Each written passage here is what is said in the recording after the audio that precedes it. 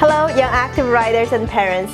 I hope you've enjoyed the last 6 lessons of the Young Active Riders program. I hope that by now you have seen significant improvement in your children's riding. This is the 7th and final lesson of this introductory series. Today we're going to do a quick recap of all of the previous lessons and talk about how to encourage your child to finish a publishable story. Don't forget to sign up for my newsletters. I will give out weekly tips to you about how to improve your children's writing skills and communication skills. Let's start with a recap of our previous lessons. If your child went to a Pompeii exhibit with his class and was assigned to write about it, his first few sentences might look like this. I went to a Pompeii exhibition with my class today. I had a lot of fun. I had a chance to see what happened to the volcano and the city. I saw a huge board showing the timeline of the volcano's eruption.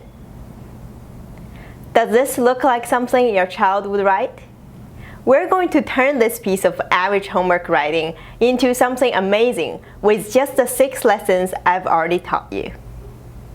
In lesson 1, I taught you to check for I at the beginning of the first sentences.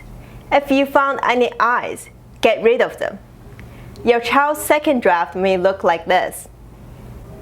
The Pompeii exhibition was fun and interactive. My class went there today. There was a huge board showing the timeline of the volcano's eruption and many models to show what happened to the people there. In lesson 2 and 3, I taught you to show and not tell, and incorporate similes and metaphor into the story. So words like fun and great need to be explained. I also taught you to use imagery to start the story. Here's the beginning of the third draft. The sky went black as the volcano Mount Vesuvius erupted without warning. Pumice started to fall from the sky. All of the citizens of Pompeii ran for their lives, believing that there were no more gods as the world seemed to begin to fall apart. The Pompeii exhibition at the Royal Ontario Museum allows people to understand not only how the Romans lived their lives, but also how they lived at the foot of the volcano. In lesson 4, I taught you about asking questions to start research. For example, here are some of the questions your child should ask. How many people survived the volcano? How did they survive? How many artifacts are there? How did they get to the museum? In lesson 5, I taught you how to implement research. I showed you examples where children sometimes just list random facts one after another like this. There are about 200 artifacts at the exhibition. It took them 3 years to build the exhibition. 90% of people survived the volcano. Here is a new draft after a full round of research. There are about 200 artifacts at the exhibition that shows Pompeii's breathtaking story. Some of the key features are the head of Augustus, the cast of a dog, and one drinking cup called Cancerus. Many of the objects are being shown for the first time in Canada. All artifacts were packed carefully and shipped by airplane from the Museum of Naples. In lesson 6, we talked about interviewing others and recording others' words. Here is an example recording the curator's words.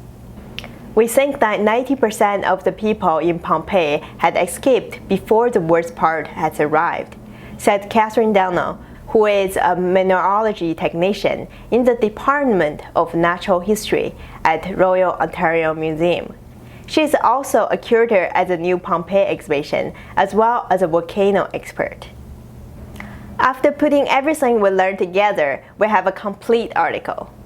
Now let's talk about why it's so hard for children to write something. If I ask you to write a novel right now, you might give all kinds of excuses, such as, I'm too busy with my life, I need more inspiration, or I don't believe I can do it. However, if I ask you to write a short story, you may think, I might be able to do it. If I ask you to write a short paragraph about your day, you might want to commit and say, sure, I can do that. Writing a complete piece of work is easy to accomplish little by little. Here is a message from a student parent. You told my son that he has to write a 500-word story on our vacation. He said he couldn't do it at first, but he wrote about 50 to 100 words each day. And by the end of it, we have the longest story he has ever written. The quality is not great, but just like you said, it doesn't need to be perfect the first time. It will be edited and revised several times. He is looking forward to publishing the story in the upcoming magazine. Thank you so much. In order to write a complete piece, your child needs to 1. Break it down into pieces. We can turn a big project into a daily project. In fact, I did not write the script in one sitting either. It took me many revisions to organize my thoughts just right. 2. Continuously edit the work. I'm sure all of us remember at least one time when we did our homework last minute. When I was in school, many of my projects were done last minute. Sometimes inspiration strikes at the final hour and you get great ideas.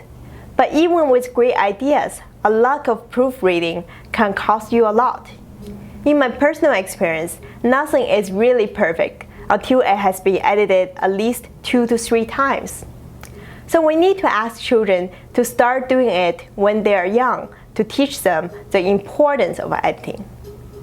3. Have a final product to show. This helps children to gain confidence and look forward to their next writing assignment. You can help your child page their stories to editors or help them to set up a website to publish it online. The only way to gain from the lessons is to make sure you do not stop until you get that perfect copy.